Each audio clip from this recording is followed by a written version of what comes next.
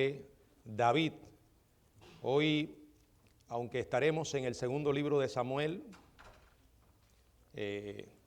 no vamos a estar solo en este libro, vamos a recorrer varios pasajes de las Escrituras que nos ofrecen información sobre la vida de David como el nuevo rey. Bueno, el salmo que leímos como lectura devocional, al final nos habla de ese momento especial en que David se convierte en el nuevo rey. Y en el segundo libro de Samuel, capítulo 2, verso 1, dice: después de esto, aconteció que David consultó a Jehová diciendo: ¿subiré a alguna de las ciudades de Judá? Y Jehová le respondió: sube. David volvió a decir: ¿a dónde subiré? Y él le dijo: a Hebrón. Bueno, esto nos está describiendo un momento muy especial en la vida de David. Llega ese esperado tiempo en que David se convierte en el nuevo rey de Israel, en el segundo, escogido y ungido por Dios mismo. Ahora, ¿cómo llegó David al trono? ¿Acaso lo tomó por asalto y exigió a todos que se sometieran a su autoridad? No, en ninguna manera. David era un hombre que el tiempo que hasta aquí ha vivido aprendió algo esencial para todo creyente, y es esperar en Dios. Qué importante es para nosotros en esos momentos poco gratos que nos parecen que Dios está tardando demasiado, recordar estas inspiradas palabras del Salmo 27 en el verso 14. Salmo 27, verso 14, que dice: aguarda a Jehová, esfuérzate y aliéntese tu corazón. Sí, espera a Jehová.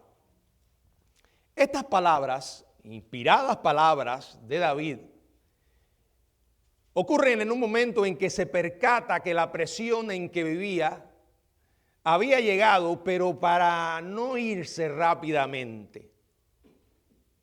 Sabía que los adversarios que tenían no se marcharían tan prontamente como al terminar el de orar. Así que está invitando a otros y a sí mismo a la calma, al descanso en Dios, a cesar de esforzarse por sus propios medios. Amados, aguardar en Dios es creer que cuando Él no nos ha contestado en nuestro propio tiempo y según nuestras expectativas, Él continúa actuando poderosamente. ¿Y saben qué? Siempre tiene un propósito perfectamente sabio en todo lo que hace. Ahora, David es una gran lección viviente para nosotros en muchos sentidos. Sobre todo porque muchas veces como humanos, pecadores, manejamos mejor el dolor que la alegría o las promociones.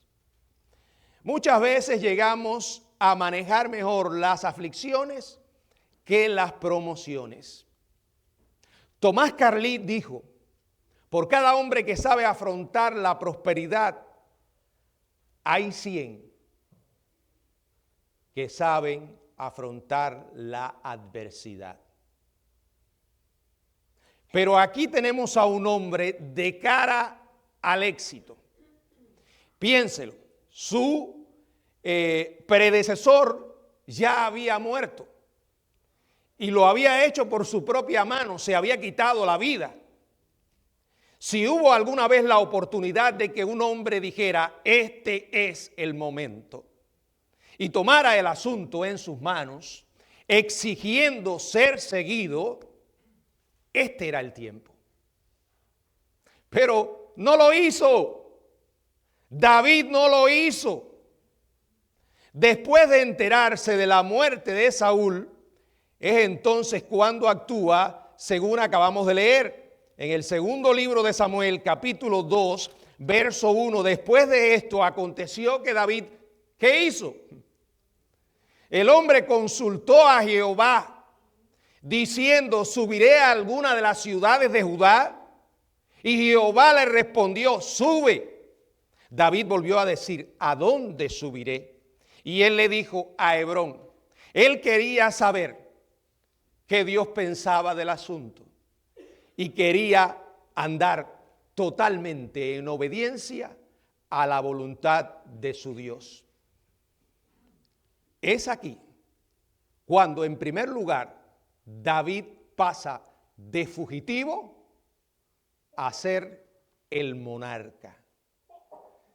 David recuerda aquel momento extraordinario cuando Samuel de parte de Dios lo unge y le dice, tú serás el próximo rey. Por eso pregunta, Señor, ¿subiré a alguna de las ciudades? Lo que realmente quería David saber era, Señor, ¿es el momento? ¿Es ahora? Él no se apresura a tomar el trono. No reacciona, espera pacientemente que Dios le hable, porque para él era sumamente importante lo que Dios tenía que decirle. Y Dios le habló, Dios le reveló su plan. Lo que en realidad le dijo fue, David, comienza tu reinado en Hebrón. Dios no solo tiene su voluntad para nosotros, sino que la tiene en su tiempo y a su manera. Aquí podemos encontrar un gran contraste entre Saúl, ¿se acuerdan? Que después de vivir en rebeldía y obstinación, Dios deja de hablarle y él consulta al Señor y el Señor no le quiere responder. En el primer libro de Samuel, en el capítulo 28, verso 6, dice la palabra, y consultó Saúl a Jehová, pero Jehová, me conmueve leer esto, porque ustedes si recuerdan, lo he dicho muchas veces, para mí la peor tragedia que alguien puede experimentar es llegar a un punto en su vida en que Dios no te hable. Y consultó Saúl a Jehová, pero Jehová no le respondió, ni por sueños, ni por Urim, ni por profetas. ¿Por qué? Porque Saúl hacía tiempo que había dejado de oír a Dios.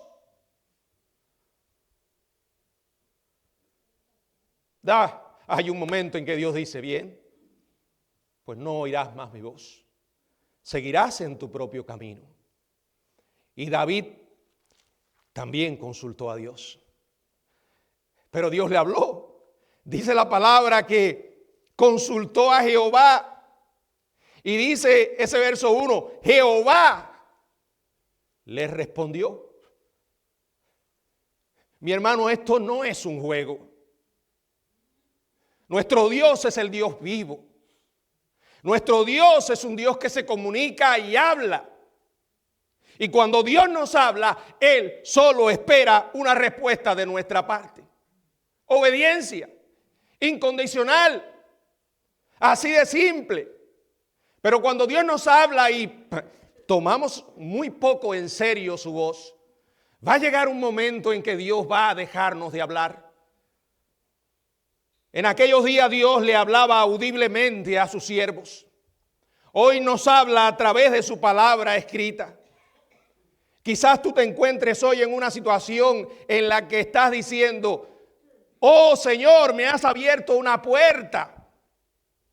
Creo que puedo entrar por ella. Es más, voy a entrar por ella. ¿Es lo que debo hacer, Señor? Bueno, nuestra inclinación natural no es precisamente esperar. Cuando hay una puerta, según nuestro enfoque, abierta y viene de Dios y coincide con nuestra agenda, entonces nos disparamos. Sobre todo, si esa puerta abierta incluye beneficios personales, ya entonces comenzamos a adjudicarle frases para espiritualizar la situación y justificar nuestra conducta. Son bendiciones, pero a veces es mejor dar con mucho cuidado los primeros pasos. Y eso fue precisamente lo que hizo David. No importa, ahora era el rey, pero no se lanzó a ocupar el trono. La Biblia nos dice cuánto tiempo se desempeñó de una manera limitada. En el capítulo 2, verso 11, dice, y fue el número de los días que David reinó en Hebrón sobre la casa de Judá, 7 años y 6 meses. ¿Lo oyeron? El hombre estuvo esperando 7 años y 6 meses. ¿Acaso ya no había esperado bastante? Siendo perseguido por una fiera que quería quitarle la vida. David tiene cerca de 30 años cuando Saúl muere. Pero él no se dirige inmediatamente a Jerusalén para convertirse en el gobernante de toda la nación. En vez de eso, consultó a Dios, dice la Biblia. Quería recibir instrucciones divinas. En obediencia a la voz de Dios, va a Hebrón. Y allí tiene un reinado restringido sobre el pueblo de Judá. Tiempo 7 años y medio. Pero el hombre no se queja. Porque eso es otro detalle importante. Señor, dime cuál es tu voluntad. Y cuando Dios la dice, sí, Señor, ya sé que es tu voluntad. Pero comenzamos a quejarnos. David no se queja. David no está ansioso. David, como dije, ha aprendido a esperar en Dios. Sin duda, en ese tiempo, habían algunos aspirantes al trono. Surgieron algunos autoelegidos que dependían de Saúl. A la caza de oportunidad. Pero David nuevamente deja que el Señor se encargue de ellos, porque cuando Dios dice algo, va a suceder. No, el Dios de la Biblia no es ese Dios que algunos pintan como un Dios que fracasa cuando ellos, por su propia decisión e invento y descaro, dicen, Dios me dijo que va a pasar esto. Y después nada de lo que supuestamente Dios le dijo ocurre. Bueno, falló Dios. Es incapaz de cumplir lo que ha dicho. Mentiras, hermanos, mentiras. Cuando Dios habla, lo que Él dice, cuando Dios empeña su palabra, está empeñando su carácter y puede tener la total seguridad que se va a cumplir al 100%. David creía esto. ¿Qué hizo? Fue a Hebrón. Se estableció allí, sabiendo que era el hombre de Dios para gobernar toda la nación y que tenía la capacidad dada por Dios para hacerlo. Pero no se emborrachó con su propia figura. No, hasta que Dios no le señalara el momento. Una humildad tal, una dependencia tal, no es muy común. Lamentablemente, mientras estuvo allí, David tomó decisiones que después lamentó. Déjenme decirles, admiramos a David. Yo disfruto predicar del rey David. Disfruto leer sus salmos. Me edifica poner mi corazón en contacto con el corazón de un hombre tan espiritual y sensible a Dios. Pero nunca debemos olvidar que David siempre fue un hombre y siguió siendo un hombre. Y como tal, tomó decisiones equivocadas.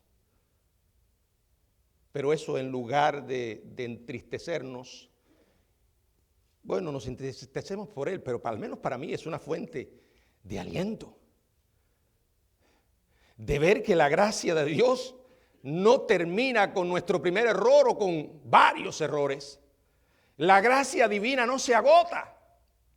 Ahora, si alguno por ahí ha estado pensando que David es una especie de un ángel, digamos, un ser perfecto encarnado entre nosotros, lejos de ser eso. Miren el segundo libro de Samuel, capítulo 3, verso del 3 al 5. Este es el texto o uno de los textos de los polígamos, de aquellos que quieren justificar el tener varias mujeres.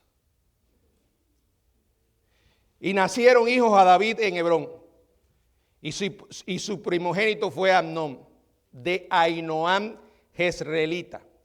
Su segundo, Gilead, de Abigail, la mujer de Nabal, el de Carmel. El tercero, Absalón, hijo de Maca, hija de Talmai, rey de Jesur. El cuarto, Adonías, hijo de Hagi. El quinto, Cefatías, hijo de Abital. El sexto, Itreán, de Egla, mujer de David. Estos le nacieron a David en Hebrón. Bueno, esto puede sonar como una genealogía poco interesante, pero esto nos revela el carácter débil de David. ¿Qué realmente nos dice? Que David no tuvo simplemente 6 hijos, sino que tuvo 6 hijos con 6 esposas distintas. Eso se llama poligamia y la Biblia lo relata, pero jamás usted encontrará evidencia de que Dios lo aprobó en algún momento. Esta poligamia fue una de las manchas negras en la vida de David, que después lo pagó muy, muy caro. Si mi cálculo es correcto, David tuvo un total de 20 hijos varones y una hija llamada Tamar. Esto sin contar las concubinas y los hijos tenidos con ellas que no están identificados en la Biblia. La enorme familia de David, si es que se le puede llamar familia, otras veces se ha usado la expresión de que más bien era un circo, se convierte en una cuestión importante más tarde en su vida, especialmente cuando comete adulterio con Betsabé. David tuvo, además de sus esposas, algunas que ni siquiera son mencionadas, un cierto número de concubinas no identificadas.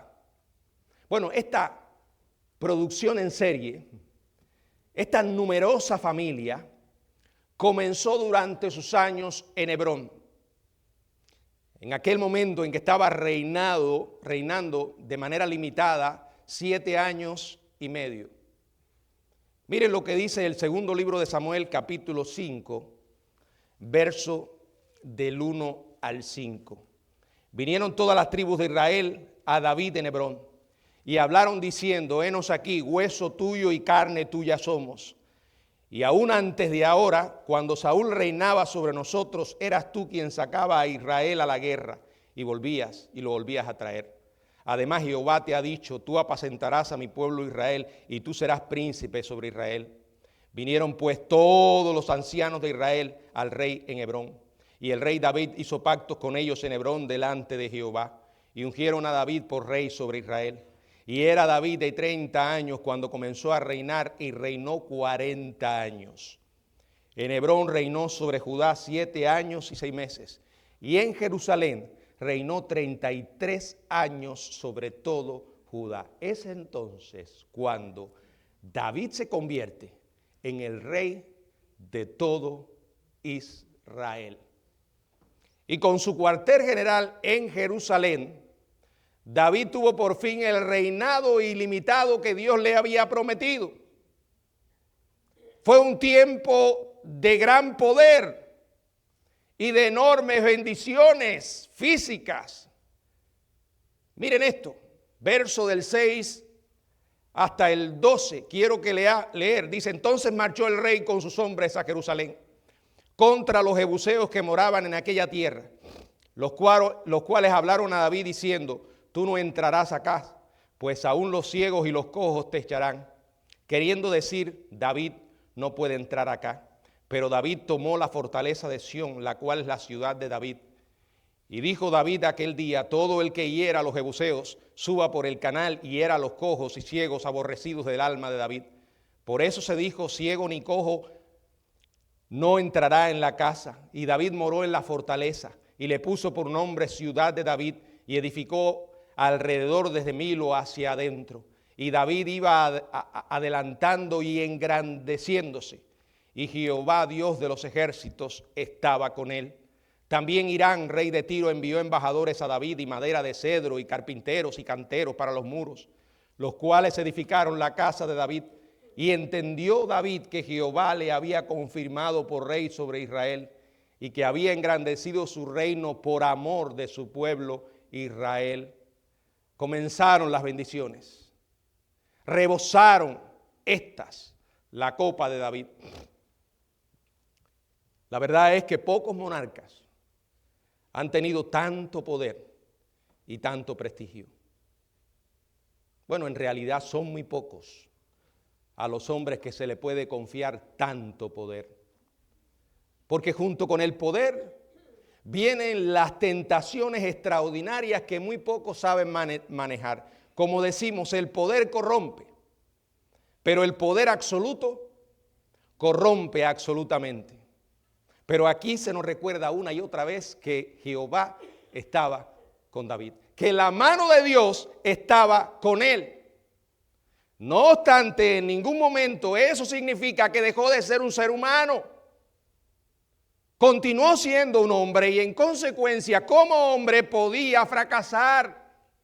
Pero por un momento, disfrutemos con David las bendiciones que disfruta, bien merecidas que se la tenía después de tanto tiempo. Miren, los logros de David fueron extraordinarios. Desde un punto de vista territorial, ensanchó los límites de Israel desde 15.540 kilómetros a 155.400 kilómetros cuadrados. Increíble. Además, él fue el hombre que estableció las rutas, las grandes rutas comerciales que conectaban a Israel con todo el mundo conocido de entonces. Como resultado, para la nación vino riquezas como nunca antes. David unificó a la nación bajo la autoridad de Jehová.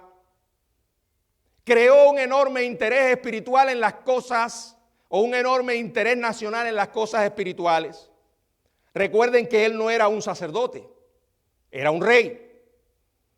Pero realzó el papel del sacerdocio de manera que el judaísmo pudo funcionar libremente en toda la nación. Destruyó todos los altares idolátricos. Fue un hombre admirable, un brillante organizador, un buen administrador, un brillante planificador, un excelente estratega de guerra. Siempre estuvo a la vanguardia en cuanto a la defensa militar. Muchas virtudes en un solo hombre. Pero que todo lo estropea. Pero tuvo flaquezas. Qué bueno que este es el libro de Dios, que no solo nos presenta las victorias de David, sus virtudes, sino también sus feos lunares y algunos bien oscuros, porque ese es el libro de Dios. Si este libro no fuera de origen divino, es lo que ocurre con todos aquellos grandes héroes que admiramos en la sociedad secular. Usted lee sus historias y te parece que estás mirando a alguien perfecto, porque intencionalmente ocultan sus fracasos. Pero con Dios no es así, porque Dios es Dios y no tiene que rendirle pleitesía o cuenta a ningún ser humano. Y su verdad está clara. Y en cuanto a los hombres que sirvieron a Dios, allí están como eran, hombres. Es ahí la necedad a veces de aquellos que viven con un espíritu de perfección. No solo se amargan la vida a ellos, sino que le amargan la vida a los demás. No puedes tener expectativas tan altas sobre otros, porque otros no las pueden tener sobre ti. Si crees que algún ser humano está lejos del fracaso o del error, estás equivocado. Despierta. Todos nos equivocamos. Todos fracasamos. Pablo lo decía, no que sea perfecto, pero prosigo. David fue humano, por eso me gustaría ahora que echemos una mirada a los fracasos de David. Sin hacer de él talco o polvo, porque Dios lo dejó ahí para aprender. Cometió grandes errores. En primer lugar, fue un hombre que se involucró tanto en la actividad pública que perdió el control de su familia. ¡Qué tragedia! Ya acabamos de mencionar que tuvo demasiadas esposas, demasiados hijos. Imagínense, no había televisión, celular. El rey lo único que hacía era procrear en sus ratos de descanso. Hijos y hijos, mostrando una enorme irresponsabilidad. Porque aunque estamos a favor de lo que dice la Biblia, que los hijos son herencia de Jehová, traer hijos de una manera irresponsable es pecado. Alguien dijo que hay muy poca diferencia entre los barrios pobres y la vida en el palacio de un rey, si no hay suficiente guía y dirección paterna. Un rey o una reina pueden tener hijos pródigos y rebeldes como aquellos que carecen de riqueza y posición social. Eso fue lo que le pasó a David. En realidad tuvo tantos hijos que pudo ejercer muy poca influencia sobre ellos.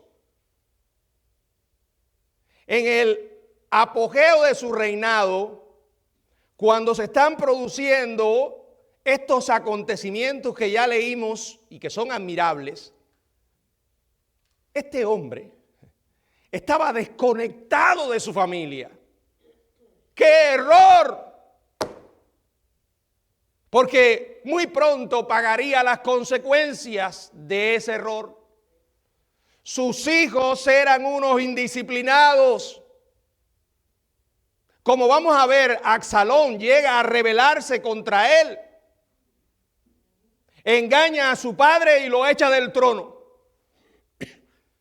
David tiene trágicamente que huir como si fuera un criminal, como un animal herido, perseguido por su propio hijo. Otro de sus hijos, Amnón,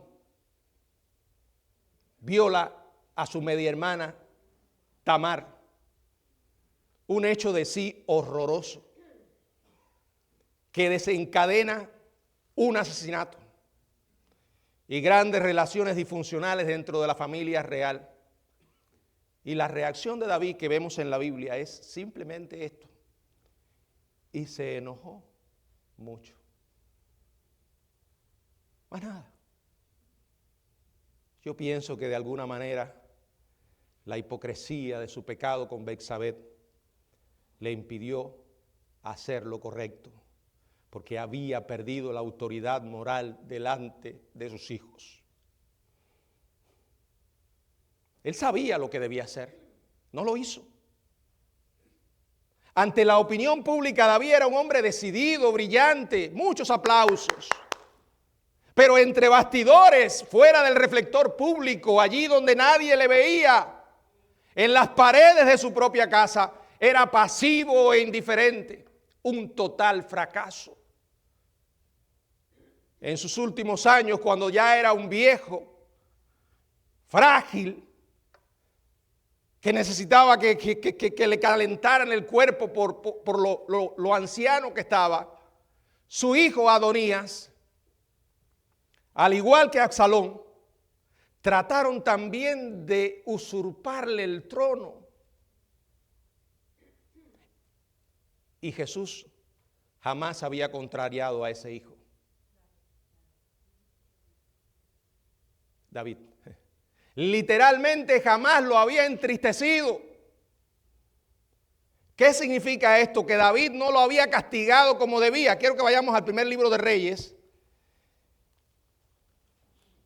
En el capítulo 1, verso 5 y verso 6, dice: entonces Adonías, hijo de Haggit, se rebeló diciendo: yo reinaré, y se hizo de carros y de gente de a caballo y de 50 hombres que corriesen delante de él. Y su padre nunca le había entristecido en todos sus días con decirle: ¿por qué haces así? Además, este era de muy hermoso parecer y había nacido después de Absalón. David jamás había contrariado a su hijo. Literalmente jamás lo había entristecido. ¿Qué significa esto? Que David no le había dado un chancletazo cuando tenía que dárselo, o unas nalgadas cuando tenía que dársela. Que jamás lo había disciplinado como se debía, porque no quería entristecer al nene. Y después ese nene se convertiría en un demonio que entristecería a su padre. Eso es lo que ocurre cuando padres pasivos deciden vivir en un planeta fuera de aquel donde procrearon hijos. Entonces yo los procreo y los ángeles del cielo que los cuiden. Si usted es padre, necesita estar involucrado en la vida de sus hijos. Si no, no tenga hijos. Porque lo que estaría haciendo es ayudando a poblar las instituciones penitenciarias del futuro. Porque esa criatura va a crecer. Y que ahora te parece un nene gracioso, mañana se va a convertir en un adolescente desagradable. Y después en algo muy parecido a un demonio. Que no tendrá respeto por las autoridades, que no tendrá respeto por la vida humana, porque nunca aprendió a respetar cuando tenía que aprender, donde se aprenden los primeros niveles de autoridad, que es en la casa. Así como fracasó con Absalón, tampoco ejerció control sobre Adonías. Fue un hombre tan absorbido por su vida pública que perdió el control de su familia, donde comienza el verdadero éxito. Segundo, se entregó a excesos de pasión. Las numerosas esposas y concubinas que tuvo son ejemplo de esta pasión. De hecho, sus apetitos le llevaron a tener rachas de ocio impropia. Una primavera, la época del año cuando los reyes salían o solían estar enfrente de la batalla, David se quedó en Jerusalén. Y fue ese día, ese fatídico día en que cayó en pecado con Betsabé. Se había vuelto indolente, lo consumía la lujuria, que trajo como resultado que se acostara con Betsabé y luego en un mentiroso donde miente a todo el mundo y al final se convierte en un asesino. Cualquiera de nosotros habría dicho: ya, David, agotaste la gracia de Dios. Se acabó, David, llegaste al final de la cuerda. Dios terminó contigo, pero tú y yo no somos Dios. Cuidado, porque a veces con la medida con que medimos a otros, no nos medimos. Tercero, se convirtió en víctima de la autosuficiencia y la soberbia. Dicho con palabras sencillas, comenzó a creerse su propia importancia. En una ocasión le dijo a su general, Joab: censa al pueblo. Y Joab le respondió: pero ¿qué necesidad tenemos de hacer esto?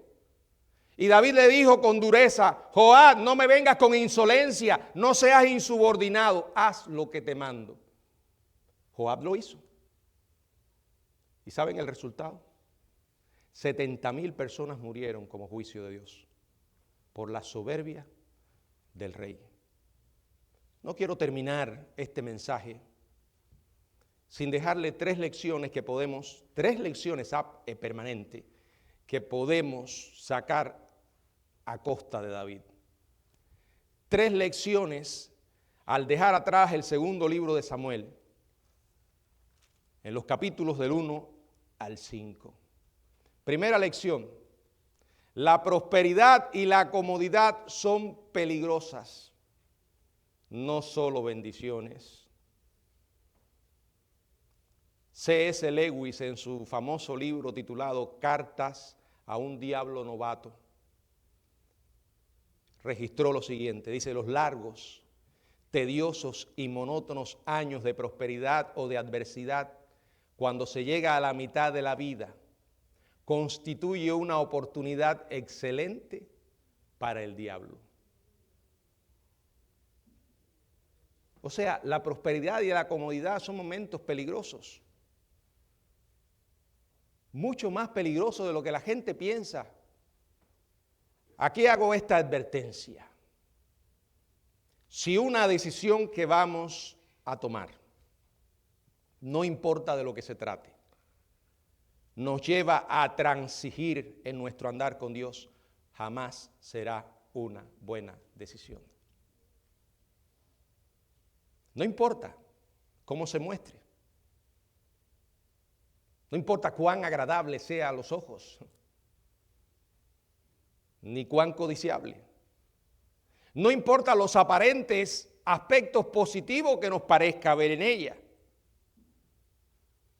Nos estamos poniendo los lentes equivocados, porque estamos pensando desde una perspectiva puramente humana.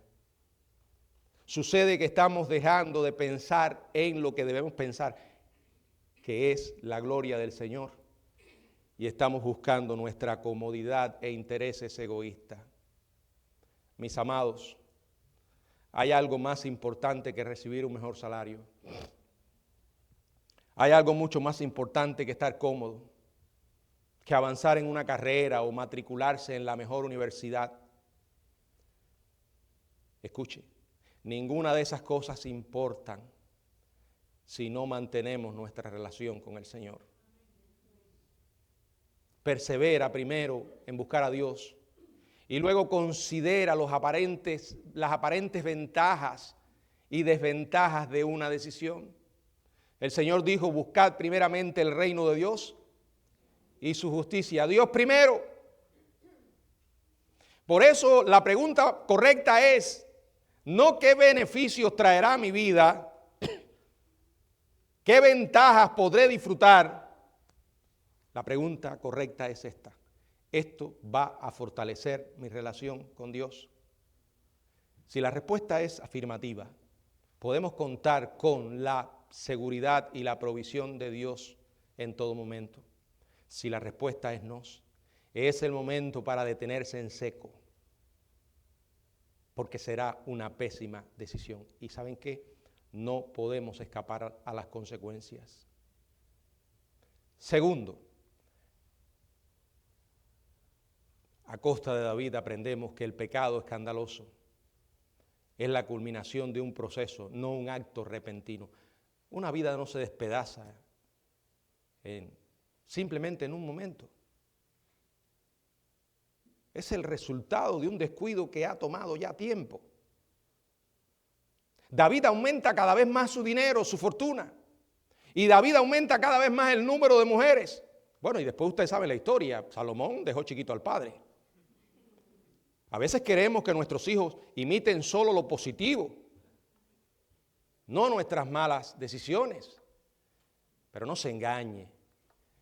Acuérdense que ellos tienen un corazón perverso como usted lo tiene, como todos lo tenemos. No pienses que ellos van a manejar mejor la situación que lo que tú lo has hecho. Si tú cruzaste la línea a la distancia de 10 metros, no te vayas a pensar que ellos se van a detener antes que llegue el cruce. No, ellos van a ir a la distancia de 30, 40, 50 metros.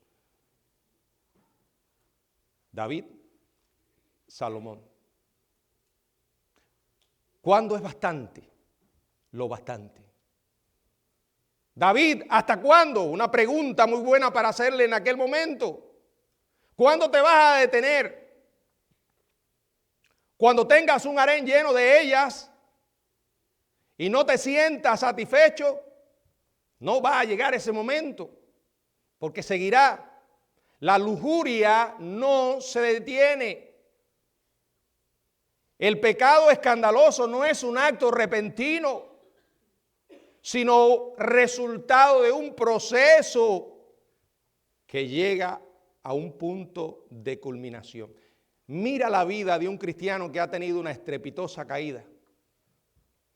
Y estarás mirando a alguien que por años, por meses, por semanas, por días, estuvo descuidando su relación con Dios, al punto que su corazón se volvió insensible, duro, un caparazón fuerte que no le entra, no está listo para oír la voz de Dios. Nadie cae en un momento, la caída es el resultado de un largo periodo de deterioro interno. Número 3, la confesión y el arrepentimiento ayudan a sanar una herida, pero jamás borran las cicatrices.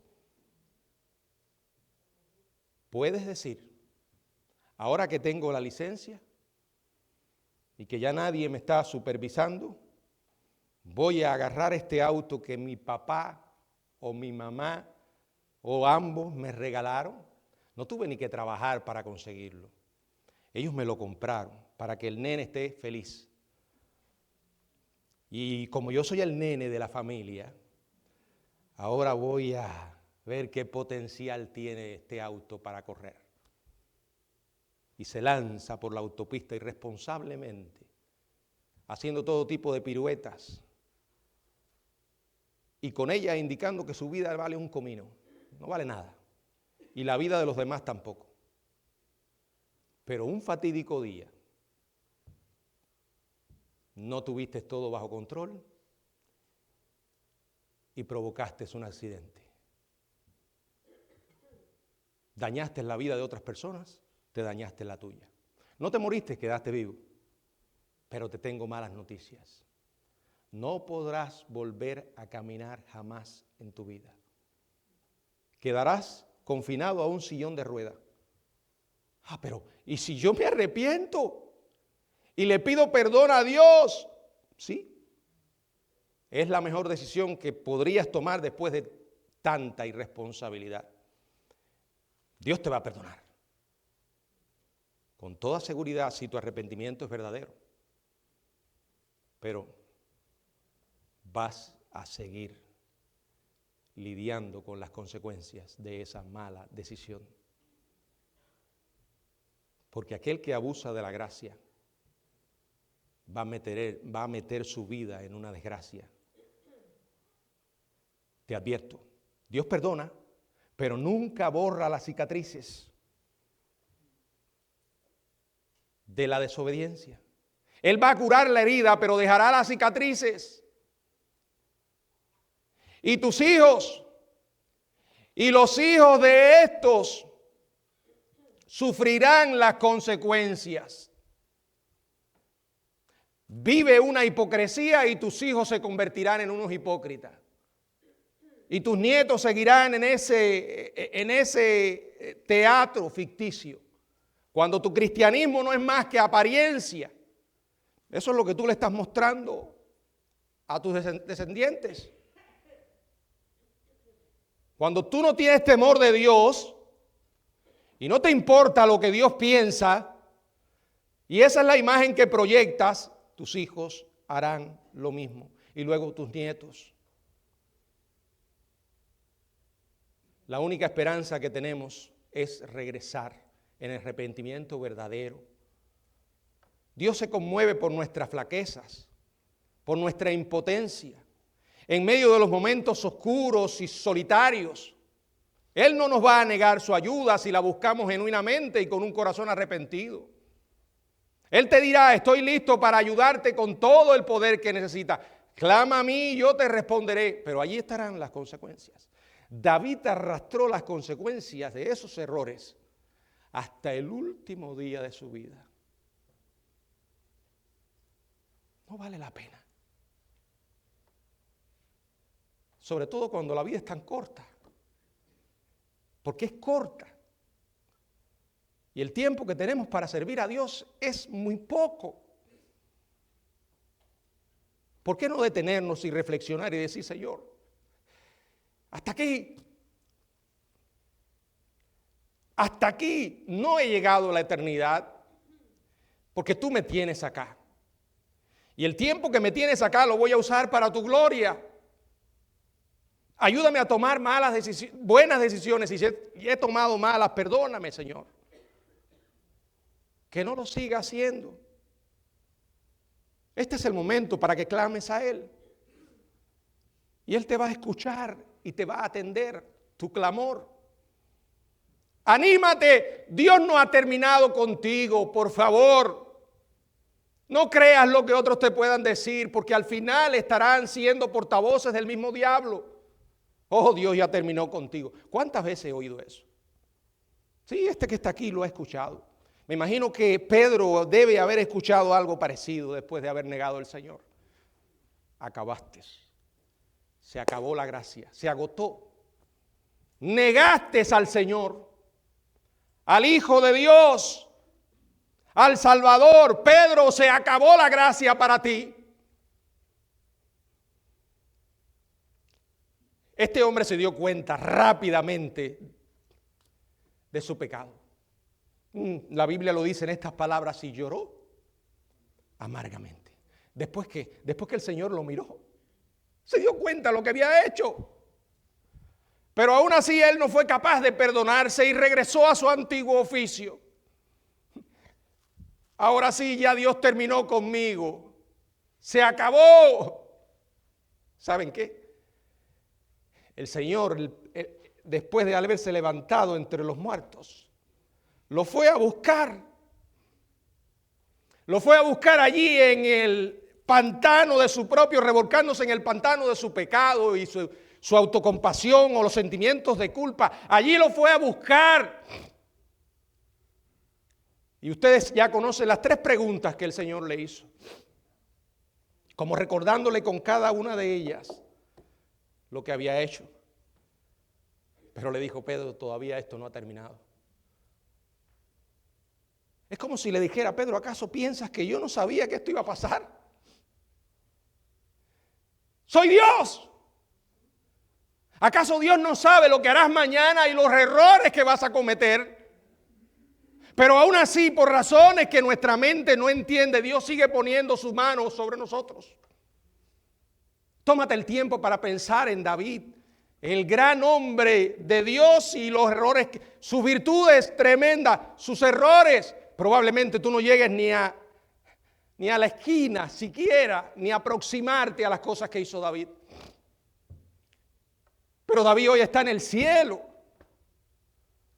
como alguien muy cerca de Dios, porque ese es el mensaje de la gracia. Para eso vino Jesucristo, para darnos esperanza. Entienda, no es la opresión de la religión fría, que no sabe mostrar misericordia. Es el mensaje de gracia y esperanza a pesar de los fracasos. Vuélvete a Dios hoy. Todavía Él puede hacer muchas cosas contigo, pero el momento es ahora, en que hables con toda sinceridad con tu Padre, pidiendo perdón y pidiéndole que te use. Regresa a Dios en medio de la explosión que ya se produjo. Cuando miras los escombros, Señor, ¿qué es esto? ¿Qué es esto, Señor? Dios lo sabía. Él vio eso antes que ocurriera y no dejó de amarte ni dejará de amarte jamás. Ven a Él verdaderamente con un corazón arrepentido y su mano te va a sostener. No te creas que mereces algo. Quizás tú no hayas cometido los pecados de David y puedas mirar, no, yo no soy un adúltero, no soy un polígamo, solo he tenido una sola esposa. Una sola. Y nunca he podido con ella. ¿Cómo voy a tener varias como David? Bueno, no has hecho el pecado de David, pero ¿sabes qué? Tienes otros que Dios también lo conoce y con los que tienes que lidiar todos los días. Pero hay esperanza. De eso se trata el mensaje del Evangelio. La gracia, el perdón que hay en Jesucristo. Recíbelo hoy y vas a disfrutar esa paz de Dios. Él no te va a abandonar si tú vienes a Él. Todavía hay oportunidad. David murió miserablemente Saúl, porque se negó en ese último momento a pedir perdón a Dios.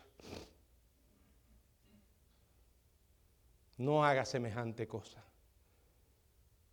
El mensaje de la cruz constantemente nos está recordando eso.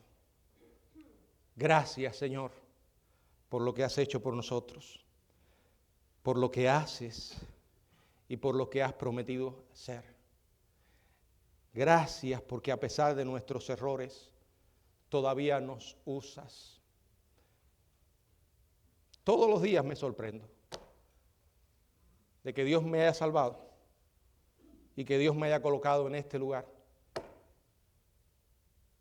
para el cual todos los días me siento insuficiente.